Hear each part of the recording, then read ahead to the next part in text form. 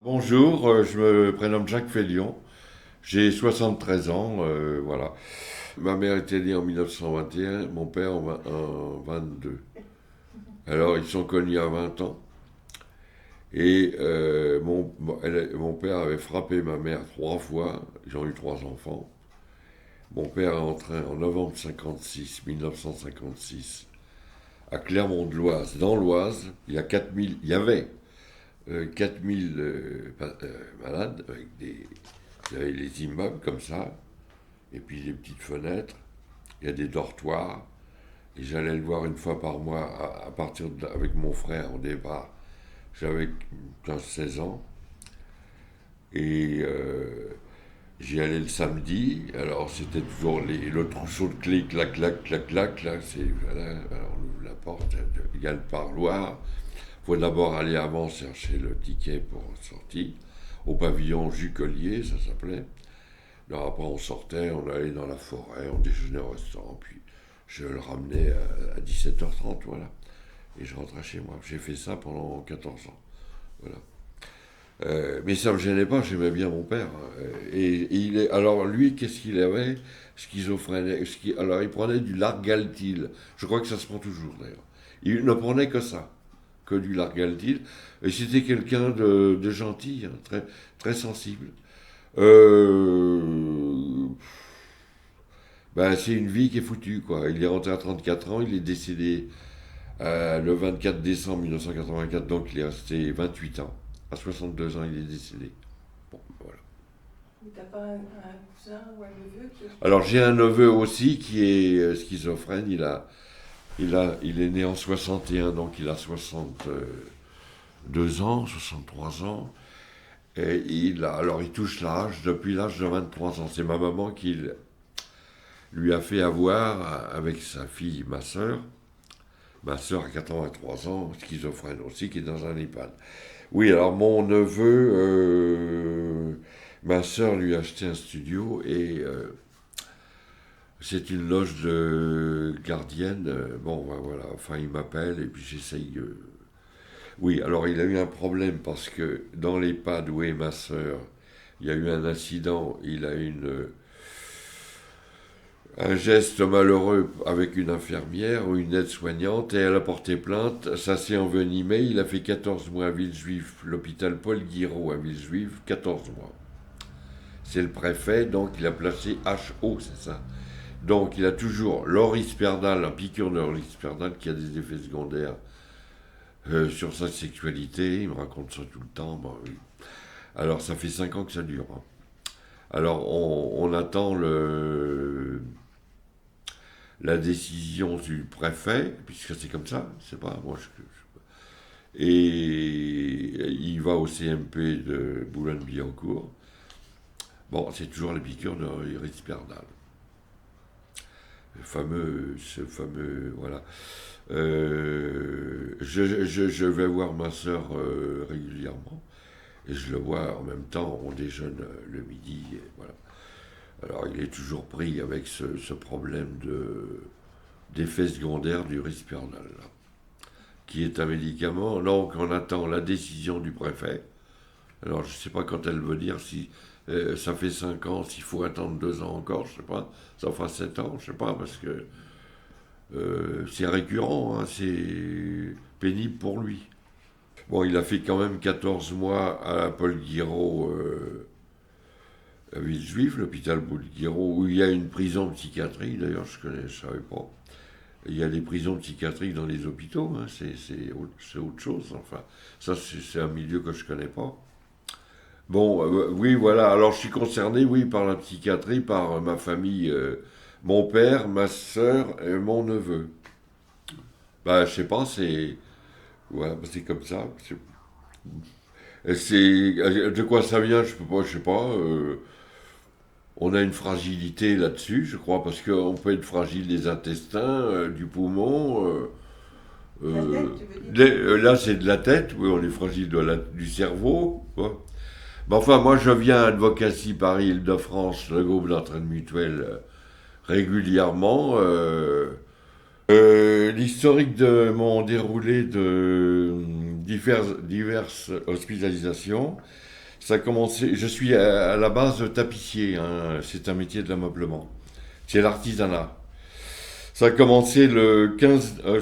J'avais trouvé un emploi à Vincennes, rue de Fontenay, et enfin, je ne vais pas dire le numéro, qu'importe. Alors, après un peu plus d'un an d'étant salarié, le 15 novembre 92, brutalement, j'ai fait une dépression sévère. Donc, j'avais demandé un soir de fin de semaine que ma femme vienne m'aider pour expliquer à mon employeur que je ne pouvais plus revenir. J'étais épuisé, très fatigué, très très fatigué. Donc, j'ai été à Neuilly-Plaisance, je crois que. Non, je sais plus, c'est Neuilly, c'est à côté de. J'étais à l'asile directement. J'ai vu un psychiatre qui m'a parlé d'un placement en Seine-et-Marne. C'était le château de Péreuse avec une clinique. Alors il y a une partie, il y a un parc, il y a une clinique, c'est rond. Et on est d'abord à la clinique lorsqu'on est vraiment euh, comment dire, comme un légume, quoi, hein, par les médicaments. Oui, avant j'avais vu un psychiatre, j'avais vu une bastonnade de médicaments qui m'avait rendu flagada comme un légume, un légume. Bon, alors je suis arrivé à la clinique, ça devait être fin décembre 1992. J'y suis resté 3 4 semaines à la clinique et après quand on va mieux, on va au château. C'est un château, c'est le château Pierreux, ça s'appelle dans Seine-et-Marne à côté de Jouarre. Ça a servi pendant la guerre de 14 pour les blessés. Enfin, je donne l'historique comme ça. C'est une parenthèse que je fais. Bon, j'y suis resté environ 6 mois. J'ai eu un accident de voiture entre-temps parce que j'étais sorti avant et je suis rentré à peu près. Bon, j'ai repris mon travail en septembre 93, mais 1993. Et mon médecin, mon psychiatre m'avait conseillé de prendre un mi-temps thérapeutique d'un an. Donc j'ai fait le mi-temps thérapeutique. Je précise que mon patron, mon employeur, était un monsieur âgé il était né en 1916. Moi, je suis né en 1951. Donc on a un écart d'âge assez important, plus de 30 ans, hein, 37 ans à peu près. Donc l'essentiel du travail, il en faisait aussi, mais la majorité, c'est moi qui le faisais. Bon, c'est un métier physique et c'est un métier de l'ameublement. Bon, c'est les sommiers, chaises, canapés, décors de fenêtres, tenture murale. Bon, voilà. Bon, en mi-temps thérapeutique, et après j'ai repris mon emploi comme en temps normal, quoi, voilà. Alors, étant donné que cet artisan, mon employeur, était âgé, j'arrivais très tôt le matin. J'ai commencé à 7 heures et je finissais à 19 heures avec une interruption de 2 heures entre midi et 2. Voilà. Ce qui faisait, et le samedi compris, du mardi au samedi. Ce qui faisait quand même 12 heures par jour, hein, ce qui fait beaucoup. Bon, enfin, voilà, bon. Enfin, mais j'aimais mon métier. Bon, enfin, on peut l'aimer, bon, enfin, bon, c'était comme ça, on fait avec, hein. J'ai fait une rechute. Alors, j'ai noté ça, pour pas dire de bêtises. En 98 d'un mois, j'ai repris mon travail un mois après. J'ai refait une rechute. J'ai divorcé en 2004, fin 2004, en décembre 2004. Ah oui, j'avais fait une rechute en 2002 avant, d'un mois encore. Et en 2005, je précise que j'ai commencé à travailler en 1966. J'avais 15 ans. 1966, j'avais 15 ans, tout juste 15 ans. C'était la dernière année où l'école était obligatoire à 14 ans. En 67, c'était 16 ans. Bon, voilà. Bon. Alors j'ai commencé, oui, 15 ans pile. Parce que je suis né en 51. J'ai commencé le 5 septembre 66. J'ai fait 4 ans d'apprentissage. Et après, j'étais salarié. Bon, voilà. Enfin, j'étais toujours été salarié. J'avais plus le statut d'apprenti, quoi. Voilà, c'est tout. J'ai fait une parenthèse là. Bon, alors après, oui, et je fais encore une autre parenthèse parce que quand... Alors non, je vais continuer. En 2005, j'ai arrêté complètement. Il y avait une baisse de travail et il y avait pratiquement plus de travail. Bon, donc je suis parti. J'ai donné ma démission pour un autre tapissier à 400 mètres. Ça a duré 2 mois, j'ai pas tenu, je suis plus revenu. J'ai arrêté de travailler définitivement. J'en avais ras-le-bol. J'ai laissé tous mes outils. Voilà, j'en ai récupéré quelques-uns, c'est tout. Bon, c'est pas, c'est pas grave. Euh, j'ai été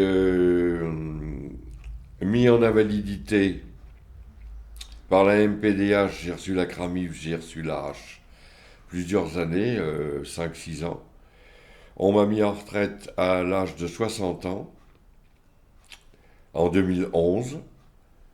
Oui, oui, 60 ans, et j'étais en invalidité. Je touchais l'allocation adulte handicapé, voilà. Et je viens en octobre 2005. Comment je suis venu? Alors c'était une adhérente de l'UNAFAM qui connaissait Advocacy. Madame Saucet, bon, enfin, voilà. Et j'ai fait connaissance d'Advocacy en octobre 2005. J'ai vu la fondatrice Martine Dutoit, voilà. Et je suis bénévole à Advocacy, qui était à l'époque Place des Fêtes, dans le 19e arrondissement. Jusqu'à aujourd'hui, janvier 2025, ça fait 19 ans que je viens ponctuellement, régulièrement à Advocacy, voilà. Pourquoi je viens à Advocacy? Parce que j'aime bien m'occuper des autres et d'écouter les tas de cas. Je partage tout à fait la solidarité, la tolérance, l'écoute. Oui, l'écoute, c'est important d'écouter les cas de figure des autres patientes et patients sur des problèmes récurrents et tout. J'ai fait la connaissance de ma compagne à Advocacy, Nicole Laurie, en octobre 2005. C'était ma compagne et elle était bipolaire. Elle est décédée le 4 octobre 2024. Bon, hélas, avec plusieurs handicaps, donc la scoliose et... Vous pouvez nous parler de votre expérience en hospitalisation, comment ça a démarré voilà. Ah, diverses hospitalisations, Voilà. plusieurs hospitalisations. Alors c'est... quand je vais pas bien, je vais directement rue Cabanis à Sainte-Anne, au CPOA. CPOA ou CPAO ou CPOA, oui c'est ça. C'est le centre de... C'est très bien, hein. C'est très bien. Là, c'est parfait. À Sainte-Anne, j'allais à rue Cabanis, je prenais en général un taxi et j'allais directement à rue Cabanis, je rentre, je m'explique et on attend et on est dirigé sur un secteur. Donc le 19e arrondissement, c'est le 26e secteur, l'hôpital Lassalle, rue du Général Lassalle. Bon, ça fait la moitié de la rue. Bon, avec au moins 9 étages. Enfin. Alors, ce que je veux dire, c'est que le psychiatre, enfin moi ce que j'en dis, je ne suis pas parole d'évangile, hein, c'est d'expliquer à la patiente ou au patient quelles sont. Je sais qu'un psychiatre c'est un métier très compliqué, très difficile, parce qu'il tâtonne, il cherche pour le bon traitement, mais ne pas en faire un légume. Enfin, c'est ce qu'ils font leur métier, hein, mais d'expliquer. Parce que les patientes ou les patients, sur certains médicaments comme le tertian, le risperdal, ont des effets secondaires qu'on ne supporte pas. Moi, je le sais, ce que je ne supporte pas. Bon. Un jour, on me fait toc toc toc, j'allais voir monsieur Zinzenberger, donc j'y vais, l'infirmier est à côté, il m'impose le risperdal. Il ne me donne aucune explication. Au revoir, à bientôt. Oui, bon, c'est tout. Ça a duré 4 minutes, même pas. Bon, il me fait l'ordonnance sur risperdal, il me donne par comprimé, ça existe aussi par piqûre. Mais j'ai jamais su si le risperdal, ça me réussissait pas. Bon, je sais que je supporte pas le tertian parce que, alors on donne le Xanax, on donne du Lexomil, on donne l'Effexor 75, on donne de Zopiclone, c'est le générique, Imovan, pour dormir. Voilà, parce que quand on est en dépression, burn-out, j'ai fait burn-out, dépression, on a du mal à dormir. Enfin, toujours est-il, moi, personnellement, je me suis toujours levé depuis que je travaillais en 1966 à 5 heures du matin, et ça a toujours été comme ça. J'ai 73 ans maintenant, et je me lève toujours à 5 heures du matin. Bon, c'est une habitude que j'ai, voilà, c'est comme ça. Parce que je commençais tôt le matin. Donc c'est une habitude, hein. Je suis du matin, je ne suis pas du soir. Alors, bon, chacun voit midi à sa porte, hein. Bon, alors, les hospitalisations. Oui, le reproche que je faisais, c'est de mettre ce que je ferais à l'adresse des psychiatres, c'est de. Je ne vais pas me supplanter les psychiatres, je ne vais pas leur donner des leçons, c'est pas. Ils vont me dire, monsieur, ça ne vous regarde pas, vous n'êtes pas médecin. Bon, mais ce que je veux simplement dire, c'est ne pas mettre la bastonnade de médicaments. Essayez de bien réfléchir à ce que vous allez donner à votre patiente ou votre patient. Mais je sais que c'est pas facile. Lorsqu'on ne connaît pas la personne qu'on a en face de vous, vous la connaissez pas, vous faites connaissance et vous mettez aussitôt l'ordonnance commence en haut et finit en bas de la page. Ce qui fait que ça fait un légume. Bon, alors petit à petit on réduit, d'accord, mais bon. Vous avez été hospitalisé pendant combien de temps? Alors la première fois en 1992 jusqu'à septembre 93, 7 mois à peu près, voilà, la première fois. D'accord. Et vous avez été informé de vos droits? Vous avez eu le sentiment d'être informé de vos droits quand vous étiez... Alors à Château-de-Péreuse, là dans le Seine-et-Marne, c'était... Oui, il y a un grand panneau avec la charte de l'UNAFAM, je me rappelle, c'est ça, oui. C'est dans le couloir, dans le hall. Dans le hall. Il y a un livret d'accueil, oui, en 92, hein, je parle. Donc ça fait quand même 32 ans, 33 ans, oui. À l'hôpital La Salle, j'ai pas trouvé de livret d'accueil. Bon, si j'ai été informé de mes droits, non, je me rappelle pas de ça, je me rappelle pas, non.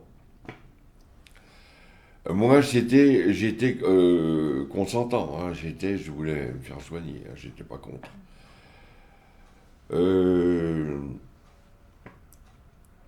À chaque fois, à chaque fois, j'allais rue Cabanis à Sainte-Anne, au CPOA, voilà. Qui j'étais dirigé après. Alors, disons que je revenais, une fois j'ai quitté l'hôpital La Salle, rue Général La Salle, dans le 19e arrondissement, c'est le 26e secteur. J'ai quitté l'hôpital La Salle une fois et je suis revenu le lendemain à Sainte-Anne, m'expliquant ce qui se passait. Ils m'ont remis à l'hôpital La Salle. Après, je suis allé en post-cure, si on peut dire, à Épinay-sur-Seine, pendant 15 jours.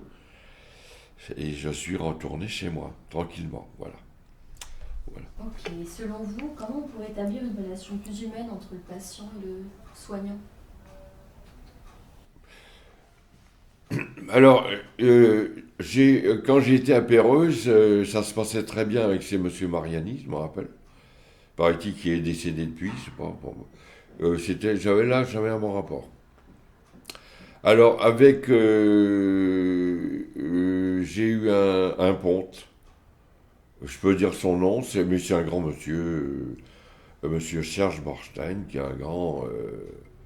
C'est les expertises judiciaires. Qui m'a dit mangez votre 4 heures. Oui, d'accord, bon. Et je lui ai dit que le prix est un peu excessif et c'est pas ce prix-là. Bah, j'ai dit on va s'arrêter là. Ça a duré 2 ans, c'est rue Hamelot. Bon, maintenant, il est en retraite, hein, c'est un grand monsieur de la psychiatrie. C'est un expert judiciaire dont il a expertisé, je ne sais pas si vous êtes au courant, Thierry Paulin, qui était l'assassin des vieilles femmes. Alors, il a fait un livre à compte d'auteur qui m'a vendu, que j'ai lu, et qui, bon, c'est spécial, hein, bon, enfin, c'était un Antillais qui assassinait les vieilles femmes et c'est un commissaire qui l'a arrêté dans la rue. Alors le Serge Borchen, son psychiatre, l'a expertisé et il était spécialisé dans les expertises judiciaires. Il s'est déplacé en Allemagne, en Angleterre, partout. Hein, bon. Et c'est un grand monsieur de la psychiatrie. Il dit, je suis un ponte. Oui, je sais que vous êtes un ponte, oui. Mais ça ne m'impressionne pas. Hein. Bon, enfin, mais oui, très cultivé, très érudit, voilà. Alors il me précisait qu'on dit toujours une décade, il ne faut pas dire une décennie. Hein. Tout le monde dit une décennie, dans les médias et tout, il faut dire une décade. Parce que ça vient du grec déca et tout, enfin, il m'a appris une chose importante, oui, alors je dis une décade comme lui, je dis plus une décennie. Bon, enfin, je parle à part ce détail que je mêle. Alors, oui, Thierry Paulin, bon, enfin, c'est, voilà, bon, moi, c'est un... il y a de ça 20 ans, hein, plus de 20 ans, il a fait ce livre, puisqu'il l'a expertisé. Bon, enfin, je donne je fais une parenthèse, là. Ok.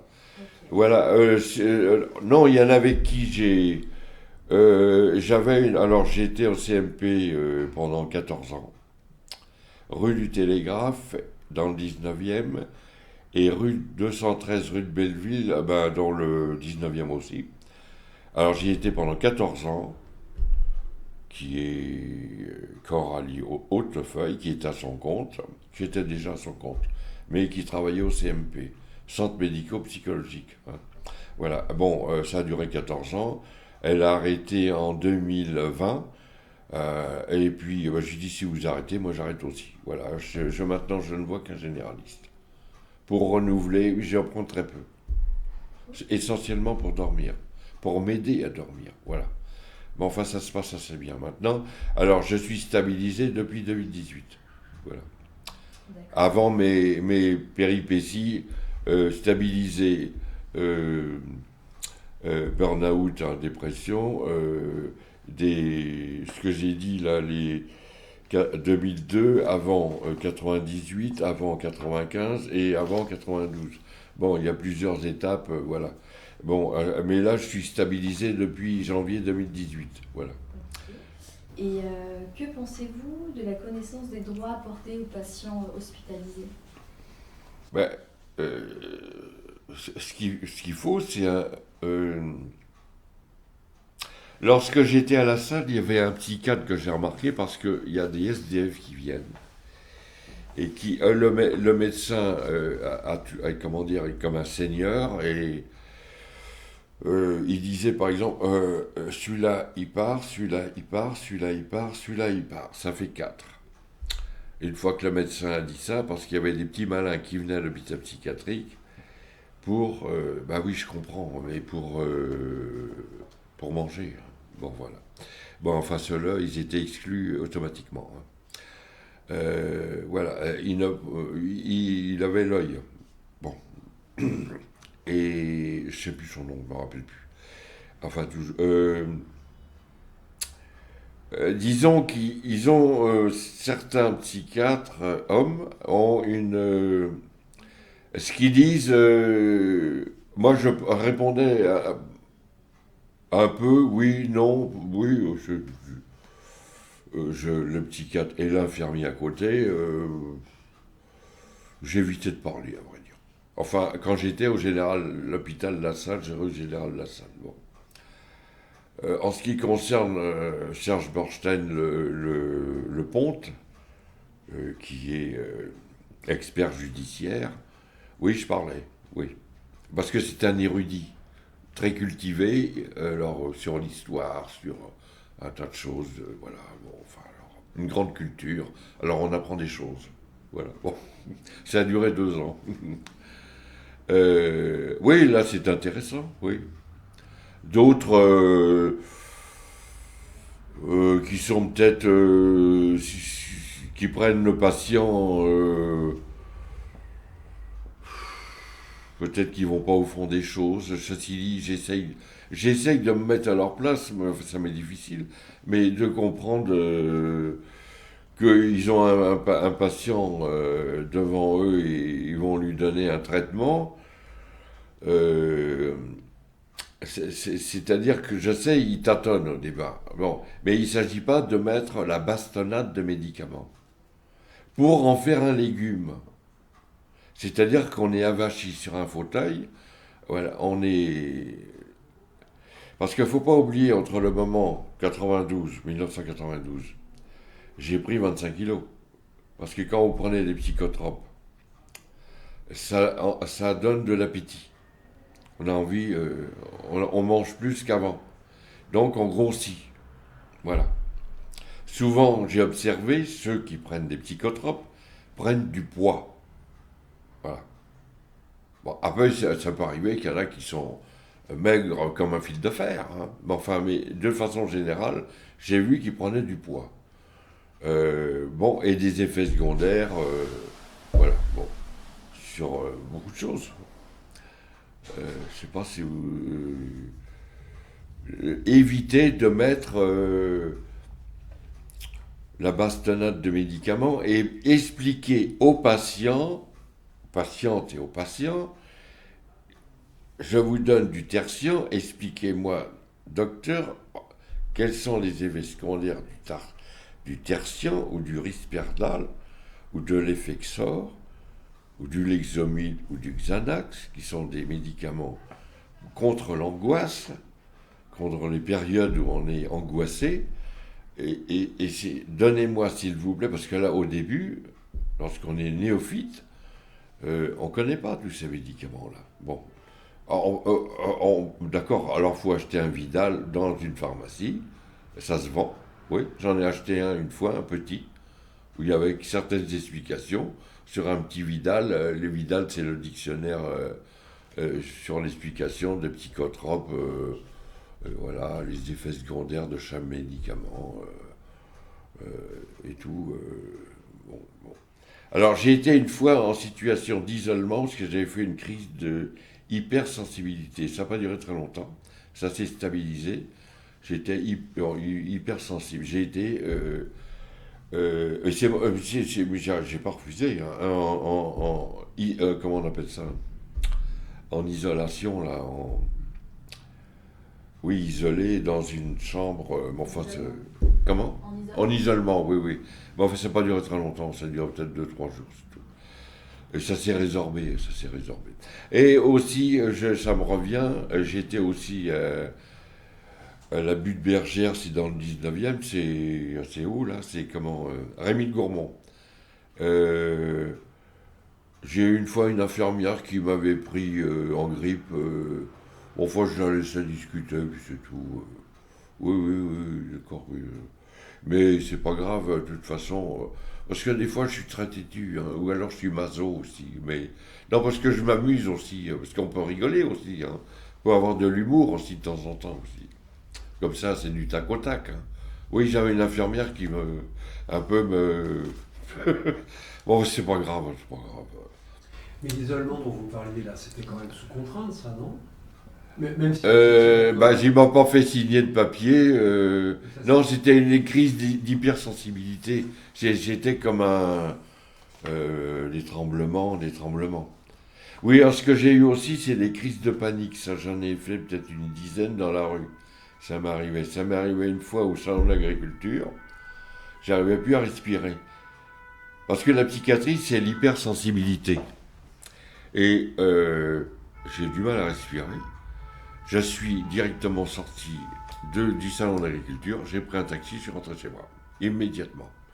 Et ma généraliste m'avait dit, Monsieur Félion, ayez toujours de l'argent sur vous pour prendre un taxi. Alors j'ai toujours écouté ce qu'elle m'a dit.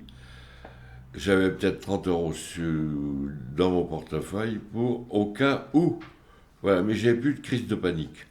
Et la crise de panique, ça arrive d'un seul coup, sans prévenir, tac. Ça arrive, alors ça monte, ça monte, ça monte, ça monte, on sent que ça va arriver. Ça y est, c'est parti. Alors pour le résorber, c'est-à-dire qu'il faut rentrer chez soi immédiatement. Si on peut, si on n'est pas trop loin, hein, parce que en taxi, je veux dire, et s'allonger sur le lit, attendre 2-3 heures et ça se passe. C'est spécial, c'est la crise de panique et c'est dû aussi aux psychotropes. Hein. Bah oui, c'est le. Et durant cet isolement, on vous a expliqué pourquoi on vous a isolé Bah ça, c'était à Rémy de Gourmont à l'époque. C'est dans le 19e arrondissement, c'est devenu un CMP. C'est la butte Bergère, c'est pas. Enfin, c'est un coin avec un panorama sur Montmartre. Enfin, c'est loin, hein, mais bon, il y a une très belle vue. Bon, enfin, je donne un détail, c'est bon.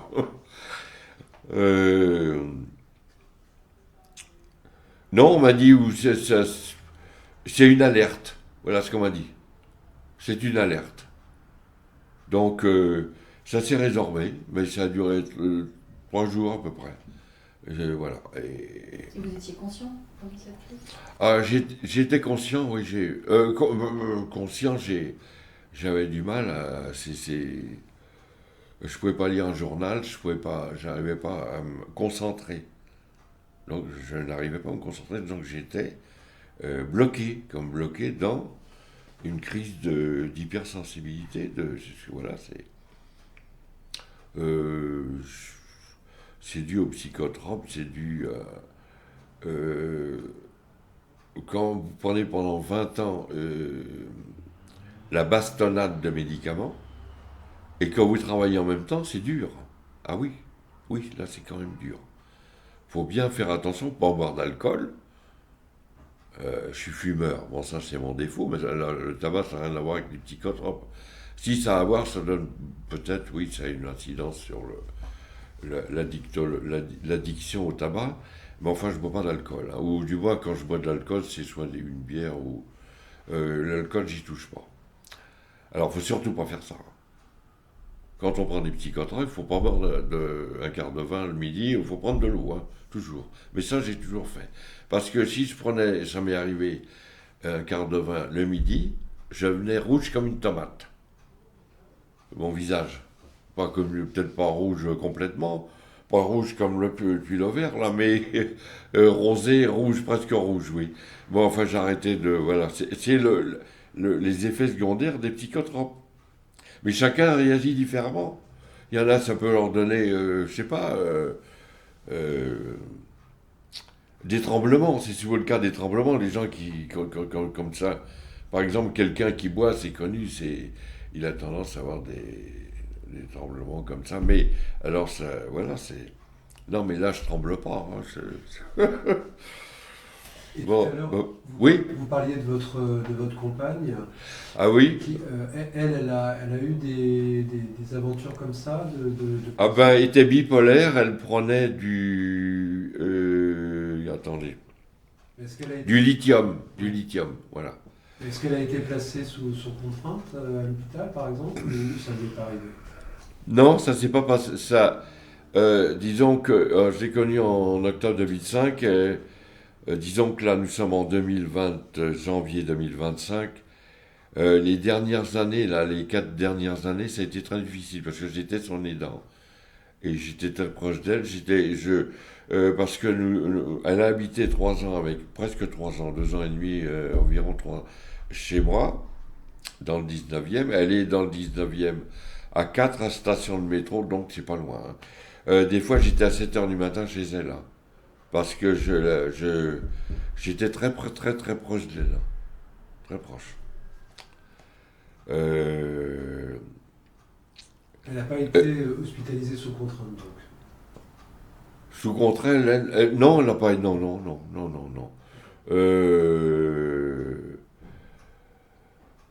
C'est-à-dire qu'elle demandait qu'on allait dire. Non, oui, enfin, on allait aux urgences de Thonon ou de la Riboisière. Les urgences de Thonon, je les ai fait je ne sais pas combien de fois. Voilà. Bon, alors, on allait aux urgences de Thonon, elle voyait un psychiatre et qui lui posait des questions, bien sûr, voilà. Je pensais très bien, Thonon, c'est un très bon hôpital, et le service des urgences est impeccable. La Riboisière aussi. Enfin, plutôt Thonon. Alors, des allers-retours en taxi Tonon, je connais. Bon, c'est pas loin de Métro-Pyrénées, hein, c'est pas... Bon. Bon, j'étais son aidant, elle m'aidait aussi, mais moi je l'ai... Bon, enfin, voilà, on s'entendait là-dessus, voilà. Où elle venait dîner chez moi, ou le dimanche, elle venait prendre un taxi, et voilà, puis passer la journée comme ça. On faisait souvent les terrasses de café, hein, les terrasses de café. Elle adorait ça. Bon, moi, j'aime pas ça particulièrement, mais enfin, je faisais, je faisais avec, ça me gêne pas. Voilà ce qu'elle faisait, elle adorait ça. Bon, ben d'accord. Alors, là, c'est-à-dire qu'elle avait une scoliose importante. Elle a eu une vasectomie, l'ablation d'un sein, déjà en 2004. Donc, et aussi, ça n'a rien à voir avec l'ablation d'un sein, la scoliose, mais du mal à marcher. Elle a eu un corset, plusieurs corsets, de différentes dimensions, bon, à la Riboisière. Dans un service Vigo Petersen, le professeur Baudreuil, voilà, parce qu'on y était souvent. Donc, elle a eu une difficulté parce que Belleville, c'est comme Montmartre, ça monte et ça descend. Donc, pour monter, bon, bah, il faut, après, j'avais pris une canne et tout, bon, voilà, bon, enfin. Et souvent les taxis, voilà. Bah, c'était toujours la même procédure. Les urgences de Tenon. Après, oui, elle a été à la salle aussi, oui. J'allais la voir à la salle, voilà. Alors, à la salle, la dernière fois, c'était en 2023.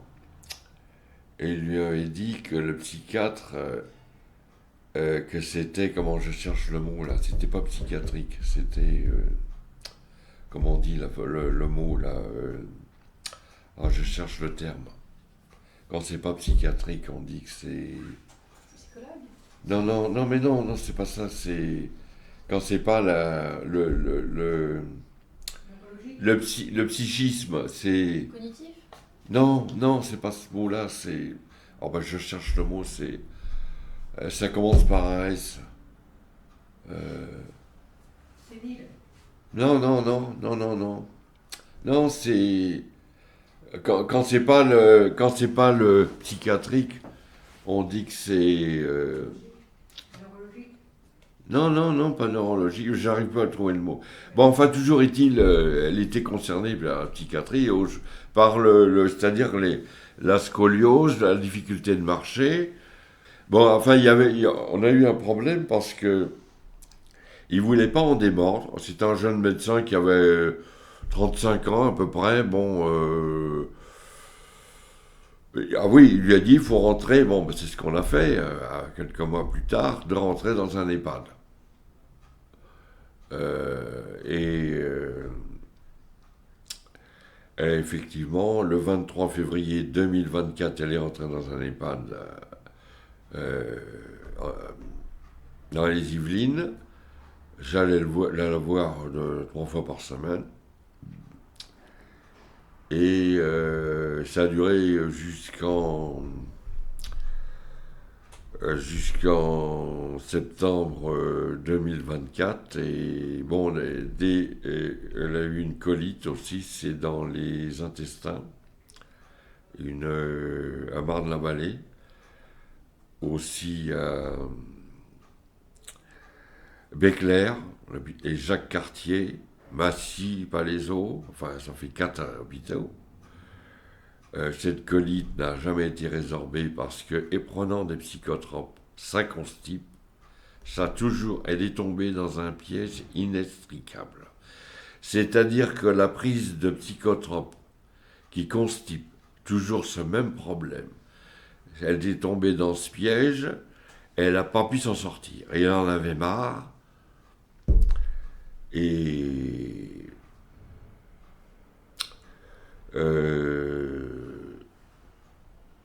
oui, pour moi, elle est tombée dans un piège. Ce piège qui... elle ne mangeait plus, d'abord, le midi. Pratiquement pas. Je parle à l'EHPAD, hein. Entre le 23 février et le 4 octobre 2024. Voilà, sur les août, septembre, octobre, elle ne mangeait plus, donc ce qui fait qu'elle maigrissait. On sentait ses os, c'est tout.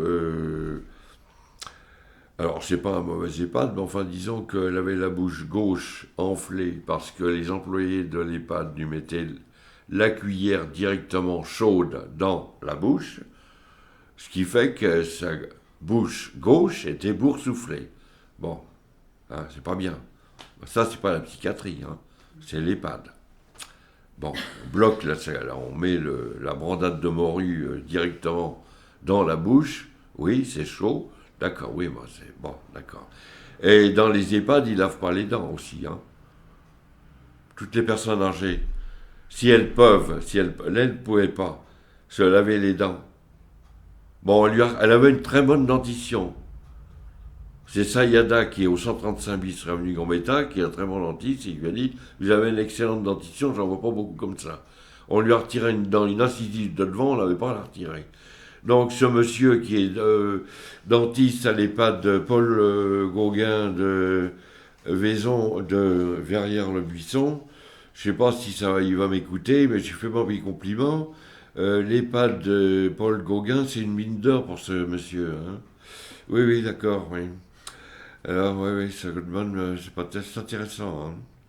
Alors, je fais cette précision. Il peut m'appeler s'il veut, hein. Ça ne me gêne pas du tout.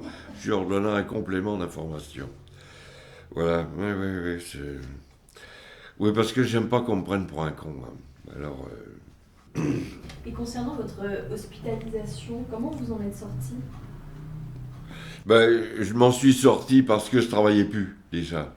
J'ai arrêté de travailler du jour au lendemain. Parce que mon employeur, je suis resté le monsieur âgé. On avait 37 ans d'écart. Il est décédé à 90 ans. 89 ans, quoi. Bon.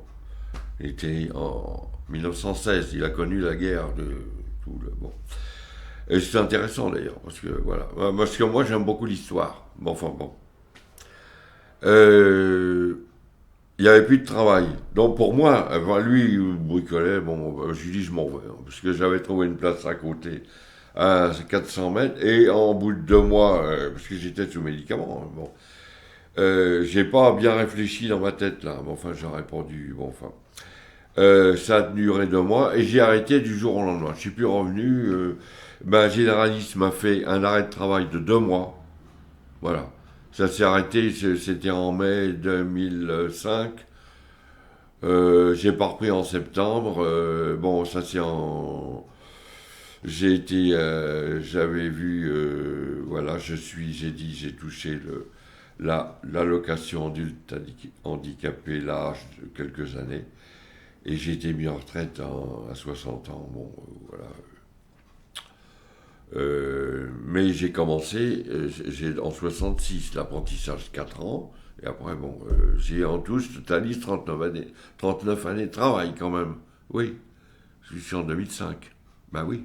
Mais tout à l'heure, vous disiez, quand mon médecin généraliste s'est arrêté... Oui, parce que M. Borstein, le ponte, je lui ai demandé de m'arrêter, et je lui ai dit comment on fait pour prendre un taxi. Il me dit, vous vous mettez au bord du boulevard des Filles du Calvaire et vous aidez le taxi. Bah, c'est ce que j'ai fait parce que j'étais un peu perdu. Il n'a pas voulu m'arrêter. Il m'a dit non, j'en fais pas. D'accord. Merci beaucoup. Donc on a arrêté là puisque il m'a dit, je lui ai dit moi je vais m'arrêter et bah, on va s'arrêter tous les deux. D'accord. Et puis donc j'ai pris le taxi. La semaine qui suit, j'ai ma généraliste qui me connaissait depuis plusieurs années avec ma femme et ma fille. Donc elle m'a arrêté pour 2 mois parce qu'elle connaissait, c'était un médecin de famille. Voilà. Bon, c'était un médecin à l'ancienne. Hein. Bon, je répète, bon. Je la vois toujours d'ailleurs, qui est en retraite. Dans mon quartier. Puisque ça fait 41 ans, je suis dans le quartier. Voilà. Et du coup, c'est pas le même traitement. Ah ben là, c'est un arrêt de travail. Suivi les traitements du psychiatre. Non, je suis allé au Centre médico-psychologie, au CMP de la rue de Belleville, où là j'ai vu un autre psychiatre, voilà. D'accord. Donc en fait, la question de Mathilde, c'était comment vous êtes sorti de l'hôpital, autrement dit, à quel moment ça s'arrête cette Comment ça fois s'est terminé votre hospitalisation? Ouais. La dernière? Oui. Alors la dernière, je suis allé, c'était en 2017, j'ai fait 2 semaines à Général Lassalle, l'hôpital Lassalle. Bon, j'ai été après 15 jours à Épinay-sur-Seine, oui. Épinay-sur-Seine en post-cure, quoi, qui était très bien d'ailleurs. Enfin, la nourriture était très bonne. Bon, enfin bon, on me l'avait dit, il ne faut pas rester trop longtemps là. Bon, je suis resté. Et en 15 jours, et je suis revenu en février 2018. Voilà, c'est de 2018 à 2025 janvier, mais ça fait 7 ans. Bon, voilà, ça va, il n'y a pas de problème. Je suis stabilisé, quoi. Voilà. Bon, il n'y a pas de bois là, parce que si. Oui, je touche la tête, oui. Je dis, je me répète, que le médecin psychiatre explique là. Or, bien sûr, je ne sais pas si un généraliste il va. Si pourtant, c'est le rôle des patients d'expliquer pour quel vous me donnez ça là. C'est par exemple, ceux qui ont des problèmes aux intestins, ils prennent du Smecta. Par exemple, ma maman prenait du Smecta pour le côlon. Bon, on explique ce que c'est que le Smecta. Bon, la psychiatrie, si on explique quels sont les effets secondaires du Risperdal ou du Tertian, faut expliquer aussi une petite explication pour savoir quand même, ne pas lui mettre comme ça devant le fait accompli, parce que le patient, il est plus ou moins vaseux, donc comme il est plus ou moins vaseux, il pense pas à poser des questions, l'infirmier à côté, il bouge pas, il dit rien, puisque le médecin psychiatre, c'est un dieu. Bon, enfin, alors... Est-ce que vous avez connu des gens qui, eux, avaient été mis sous contrainte, à l'hôpital sous contrainte, que vous avez, je sais pas, visité, ou que vous avez soutenu, accompagné, avec qui il a fallu se battre, ou pas? J'en ai rencontré à La Salle, l'hôpital La Salle, je me répète, 26e secteur, dans le 19e arrondissement, je me rappelle un qui est de Belgique, je crois, qui venait de Belgique, et s'était sauvé d'un pénitencier. Je me rappelle comme ça. Et donc, il a été placé. Est-ce qu'il a été arrêté? Je n'ai pas demandé de détails, vraiment. Est-ce qu'il a été arrêté par la gendarmerie? En général, c'est comme ça que ça se passe. Et qu'il a été mis directement dans l'hôpital psychiatrique. Parce qu'il s'est sauvé d'un pénitencier. Qu'est-ce qu'il entend par pénitencier? C'est pas la chanson de Johnny Hallyday, hein, c'est... bon, les portes du pénitencier, bon. Bon, voilà, et... Alors, je me rappelle... je sais qu'il y en a qui restent... il y en a à La Salle qui est là depuis... Et je le vois aussi dans la rue. Parce que je suis dans le 19e arrondissement depuis 83. Et je le vois marcher. Il est toujours à l'hôpital. À La Salle. Avant, il mettait un nœud papillon. Voilà. Bon, maintenant, il ne met plus les nœuds papillons. Il a les cheveux qui tombent jusqu'à là. Il a complètement changé de look. Bon, avant bon,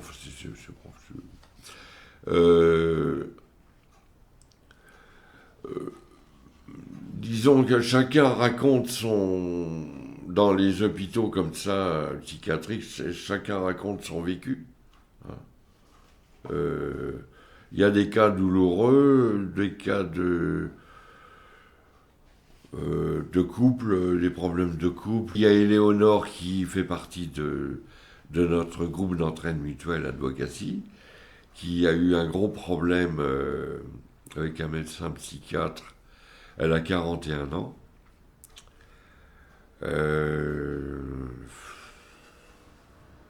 C'est un cas douloureux, je crois, parce que elle veut faire toujours son... Elle a été hospitalisée récemment à La Salle, d'ailleurs j'ai été la voir. parce qu'elle n'était pas bien, mais elle est là, la dernière fois, elle est venue volontairement. Mais avant, oui, elle était à Pontoise, je crois, d'origine à Pontoise. Oui, elle était sous contrainte aussi, oui. Elle est céramiste, une très bonne artisane. Ben, oui, parce qu'il y a eu un problème, je crois elle a été l'amant d'un psychiatre, il y a eu un méli-mélo là, enfin, bon, il a porté plainte, je crois, ou je sais plus, alors Éléonore est têtue, elle est comme ça, et donc elle veut continuer Alors, je sais pas, oui, il y a, ça a été intime avec le médecin, quoi. Voilà, c'est lui. Bon, voilà, ça fait partie de la vie. Hein, bon. Ça Ok. n'a pas aidé. Bon, bah, très bien. Ben, Merci, ça fait